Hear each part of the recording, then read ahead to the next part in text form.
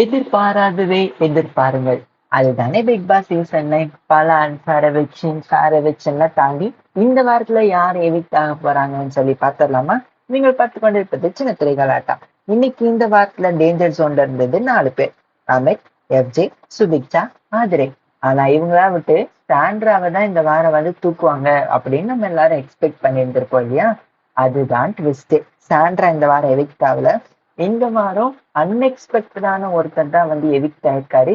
இவர் எவிக்ட் ஆவாருன்னு சொல்லி யாருமே வந்து எதிர்பார்த்திருக்க மாட்டோம். ஏன்னா வந்து ட்விஸ்ட் வந்து கொடுப்பாங்க, ஃபேமிலில எல்லாம் இஷ்யூ வரும் அப்படின்னு சொல்லி. ஆனா எஃப்ஜே தான் வந்து இந்த வாரம் வந்து எவிக்ட் ஆகிட்டு தான் வந்து நியூஸ் வந்திருக்கு. அபிஷியலா இன்னும் கன்ஃபார்ம் ஆகல.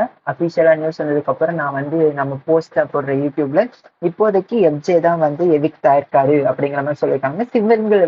சிங்கிள் எவிக்ஷன் தான், டபுள் எவிக்ஷன் வந்து கிடையாது.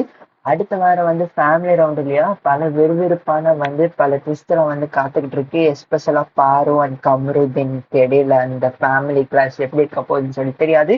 பல இன்ட்ரெஸ்டிங்கான வீடியோல மீண்டும் அடுத்த வீடியோல உங்களை வந்து சந்திக்கிறது மக்களே. Bye bye.